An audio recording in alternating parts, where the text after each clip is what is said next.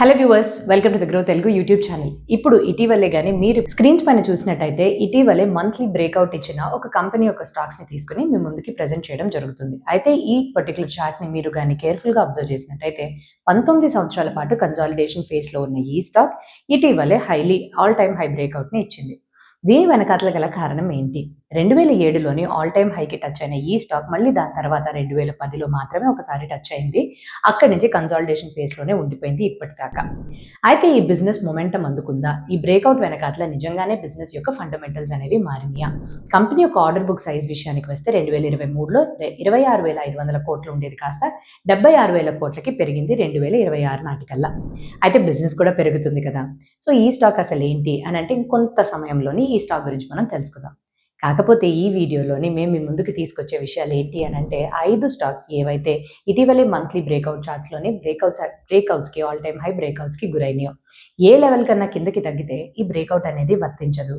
And అలానే ఈ breakouts వెనకాతల నిజంగానే ఫండమెంటల్స్ లెవెల్లోని బిజినెస్ అనేది మారిందా లేదా అనేది తెలుసుకుందాం. సో ఇంకెందుకు ఆలస్యం వెళ్ళిపోదాం ఆ వీడియోలోకి. కానీ వీడియోలోకి వెళ్ళడానికన్నా ముందు తెలుసు కదండి, మీరు కనుక మా గ్రో తెలుగు యూట్యూబ్ ఛానల్కి సబ్స్క్రైబ్ చేసుకున్నట్టయితే వెంటనే బెల్ ఐకాన్ని క్లిక్ చేసుకోండి. ఎందుకంటే ఇక్కడ ఎంతో ఇంపార్టెంట్ ఇన్ఫర్మేటివ్ కంటెంట్ని ఎప్పటికప్పుడు మేము ముందుకు తీసుకొచ్చే ప్రయత్నాన్ని చేస్తూనే ఉంటాం కాబట్టి.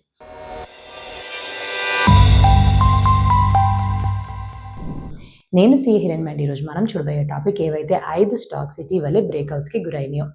మొట్టమొదటి స్టాక్ దీంట్లోని Ujjivan small finance bank limited.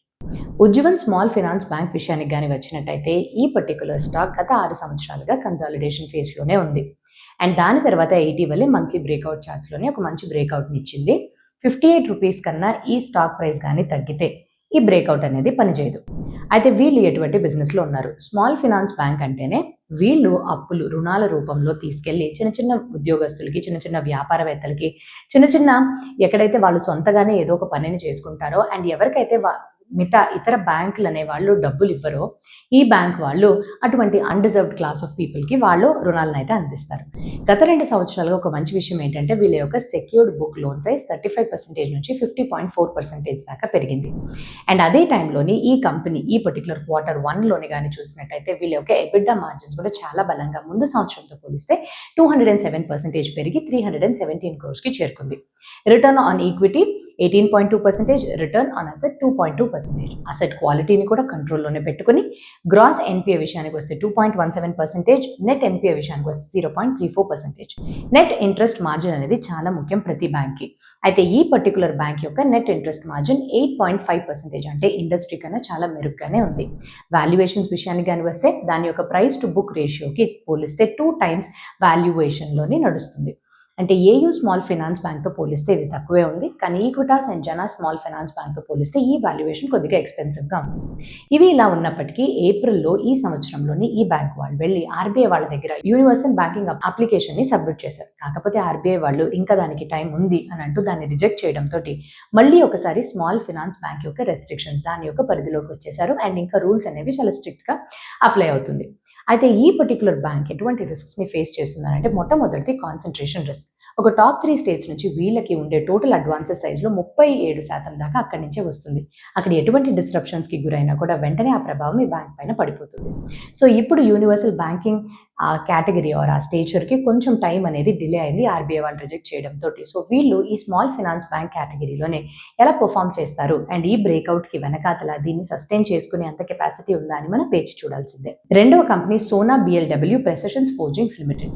అయితే ఈ కంపెనీ యొక్క స్టాక్స్ గత 4.5 సంవత్సరాల పాటు కన్సాలిడేషన్ ఫేజ్లోనే ఉన్న తర్వాత ఇటీవలే మంత్లీ బ్రేక్అవుట్ చార్ట్ పైన ఒక మంచి ఆల్ టైమ్ హై బ్రేక్అవుట్ని అయితే ఇచ్చింది. 615 రూపీస్ కన్నా ఈ స్టాక్ ప్రైస్ తగ్గినట్టయితే ఈ వాల్యూ అనేది ఇన్వాలిడేట్ అయిపోతుంది, బ్రేక్అవుట్ ఇన్వాలిడేట్ అవుతుంది. అయితే బిజినెస్ ఎలా పెరిగింది? తప్పకుండా వీళ్ళు బిజినెస్ కూడా గత సంవత్సరం నుంచి చాలా మంచి దిశలోనే, ఎదుగుదల దిశలోనే సాగుతుంది. గత సంవత్సరంలో వీళ్ళు రైల్వే ఎక్విప్మెంట్ తయారు చేసే బిజినెస్ని ఎస్కాట్ క్యూబోటా దగ్గర నుంచి కొన్నారు. అలా కొనిన తర్వాత దాంతో ఆగకుండా వీళ్ళు రోబోటిక్స్ అండ్ ఫిజికల్ AI స్ట్రీమ్లో కూడా వెళ్ళాలి అని ఆ కొత్త బిజినెస్లో కూడా అడుగుపెట్టారు. సో దీని యొక్క పర్యవసానం కానీ చూస్తే ఈ సంవత్సరం 2027 Q1 కల్లా రెవెన్యూ అనేది, ఆదాయం అనేది గత సంవత్సరంతో పోలిస్తే 54% పెరిగింది. అండ్ దీంట్లో ముఖ్యంగా మనకు వచ్చిన గ్రోత్ ఎక్కడి నుంచి అని చూస్తే రైల్వే బిజినెస్ కొనడం నుంచి అండ్ దానితో పాటుగా దాన్ని తీసివేసినా కూడా మిగతా ఆర్గానిక్ బిజినెస్ నుంచి కూడా వీళ్ళకి ఎదుగుదల దిశలోనే ముందుకు వెళ్తున్నారు. మార్కెట్ ఏమో ఇంత మంచి రకాల ఇంట్రెస్టింగ్ వ్యాపారాల్లోకి వీళ్ళు అడుగు పెడుతున్నారని ముందుగానే ఇది తెలుసుకొని ఆ ఇన్ఫర్మేషన్ని ఫ్యాక్టర్ చేసుకుని ఇటువంటి బ్రేక్అవుట్కి గురి చేసింది. అండ్ నెక్స్ట్ రెవెన్యూ 54% పెరిగినప్పటికీ కూడా ఎబిడ్డా మార్జిన్స్ విషయానికి వస్తే 23.8% నుంచి 23.1%కి తగ్గింది. ఎందుకు? ప్రోడక్ట్ మిక్స్ అంత సరిగ్గా లేకపోవడం వల్ల అండ్ ఇన్పుట్ ధరలు పెరిగిపోవడం వల్ల అది కాస్ట్ మీద ఎక్కువగా ఇంపాక్ట్ అనేది చూపించింది. సో నెక్స్ట్ కానీ చూస్తే వీళ్ళు మన దేశంలో మాత్రమే కాకుండా ప్రపంచవ్యాప్తంగా కూడా వాళ్ళ యొక్క అడుగుని వేస్తున్నారు, వాళ్ళ యొక్క ముద్రని వేసుకుని వ్యాపారాన్ని విస్తరిస్తున్నారు. అండ్ ప్లాంట్స్ విషయానికి వస్తే 12 ప్లాంట్స్ ఉన్నాయి మన దేశంలోని, యూఎస్లో, చైనాలో అండ్ మెక్సికోలో. ఎగుమతుల నుంచి 49% దాకా వీళ్ళకి ఆదాయం అనేది వస్తుంది. వీళ్ళ యొక్క మేనేజ్మెంట్ వాళ్ళు 2026 నాటికల్లా మా దగ్గర ఆర్డర్ బుక్ యొక్క సైజ్ 24,000 crores ఉంది. అంటే దాదాపుగా మాకు ఈ సంవత్సరం వచ్చిన ఆదాయంలో 5.4 times ఎక్కువ. కాకపోతే రిస్క్స్ కూడా ఉన్నాయి ఈ కంపెనీకి. టాప్ 5 కస్టమర్స్ నుంచి 50% ఆదాయం అనేది వస్తుంది. అండ్ అలానే వీళ్ళు ఎగుమతుల మార్కెట్ పైన అండ్ దిగుమతులు చేసుకుంటున్నారు రా మెటీరియల్స్ కావాల్సినట్టుగా. 4x gains or 4x fluctuation యొక్క రిస్క్ వీళ్ళకి ఎప్పుడు ఉంటూనే ఉంటుంది. అయితే ఈ కంపెనీ గురించి చెప్పాలి అని అంటే సోనా BLW వాళ్ళు అడుగు పెట్టే కొత్త బిజినెస్లో నుంచి ఎటువంటి రిజల్ట్ని కైవసం చేసుకుంటారని మనం కొన్ని క్వార్టర్స్ వేచి చూడాల్సిందే. కంపెనీ నెంబర్ 3, నేను వీడియో స్టార్టింగ్లోని ఏదైతే 26,500 కోట్లు ఉండే ఆర్డర్ బుక్ 76,000 కోట్లకి మారింది 19 సంవత్సరాల తర్వాత ఇప్పుడు బ్రేక్అవుట్ ఇచ్చింది అని అన్నాను కదా, ఆ కంపెనీయే BHEL. 345 రూపీస్ కన్నా ఈ పర్టికులర్ ట్రెండ్ ఆర్ రూపీస్ పడిపోతే వాళ్ళ స్టాక్ ప్రైస్, ఈ ట్రెండ్ ఇన్వాలిడేట్ అయిపోతుంది. ఇన్వాలిడేట్ అంటే అది వర్తించదు, ఆ బ్రేక్అవుట్కి మొమెంటం లేదు అని అర్థం. అయితే వీళ్ళు ఏం బిజినెస్ చేస్తున్నారు? సో మన దేశంలోని వీళ్ళు చేసే business thermal power energy, thermal power plants యొక్క డిమాండ్ అనేది 2022 తర్వాత ఎక్కువ మోతాదులో పెరిగింది.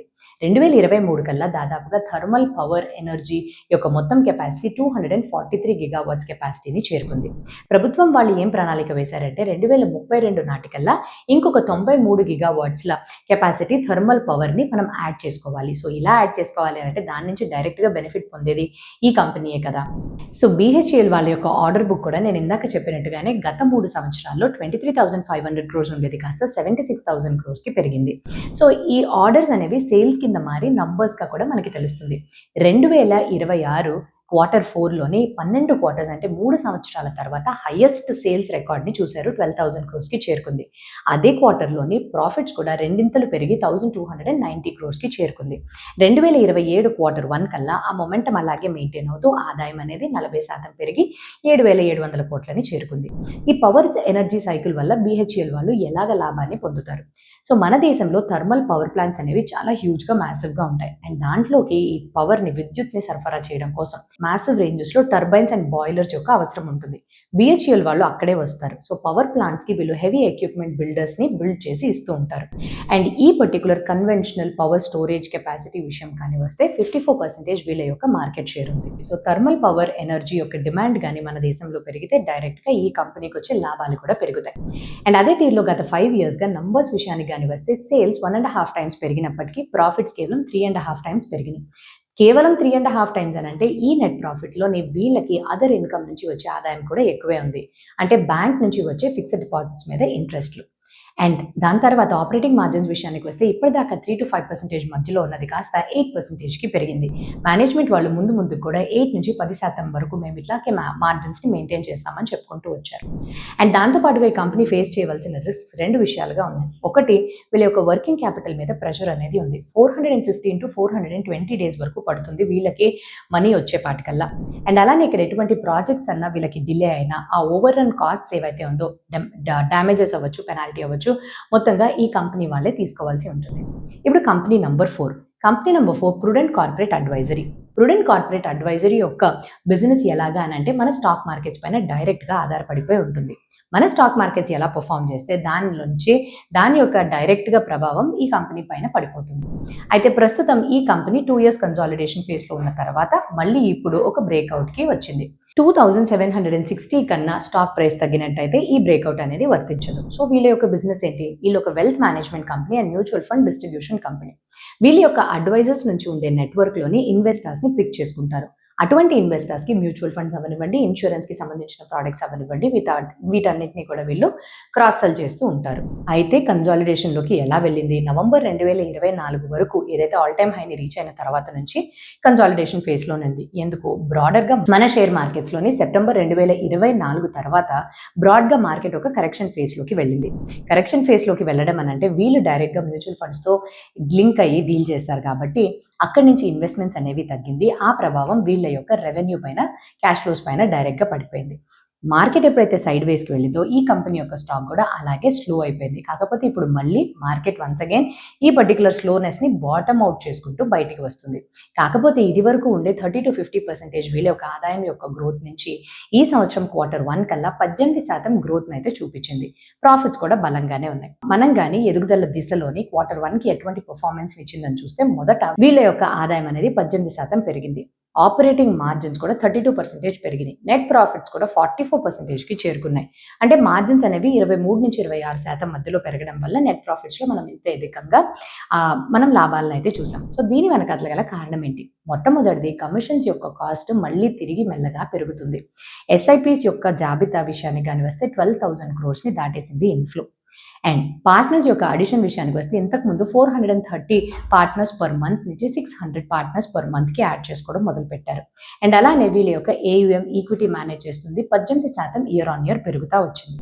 అండ్ ఇక్కడ దీంతో పాటు కాకుండా మార్కెట్ ర్యాలీ నుంచి మాత్రమే వీళ్ళు బెనిఫిట్ అవ్వకుండా వీళ్ళు సొంతగానే బిజినెస్ చేసుకునే తీరు నుంచి ఆపరేటింగ్ లీవరేజ్ని సంపాదించుకోవడంతో పాటు ఫ్రెష్ మనీ వచ్చింది. అండ్ అదే టైంలో మ్యూచువల్ ఫండ్ యొక్క డిస్ట్రిబ్యూషన్ని డైవర్సిఫై చేసుకున్నారు. వీటన్నిటి విషయాల వల్ల ఇంత ఎక్కువగా గ్రోత్ అనేది చూశారు.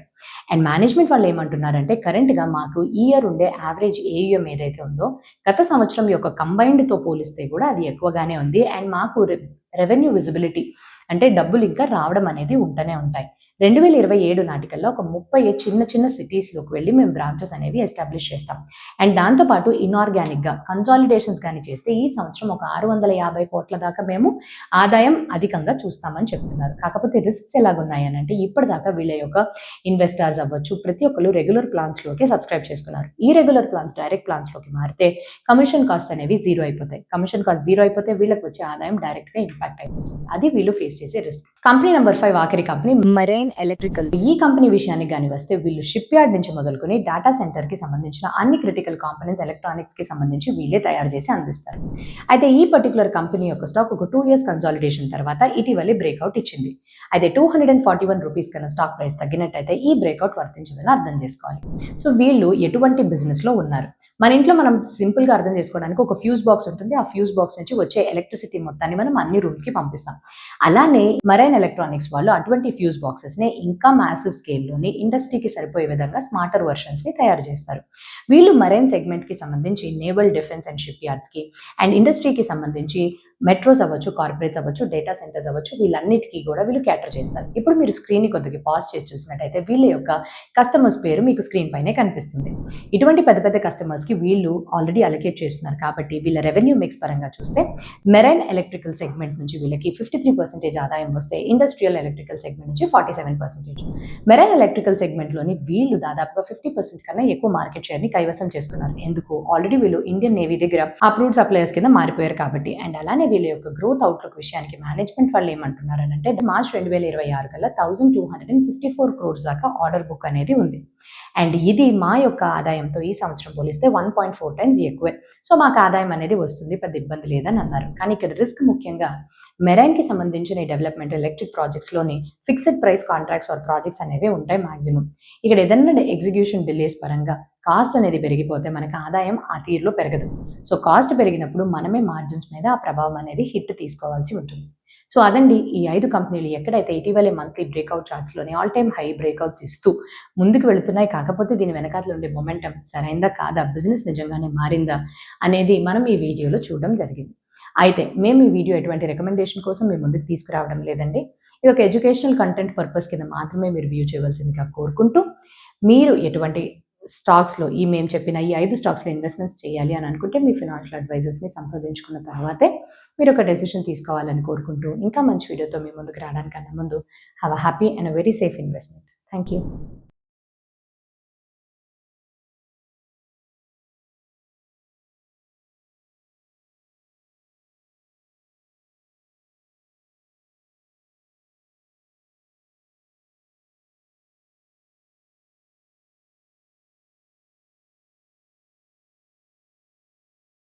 Investment in securities market are subject to market risks. Read all the related documents carefully before investing. Please read the risk disclosure documents carefully before investing in equity shares, derivatives, mutual fund, and or other instruments traded on the stock exchanges.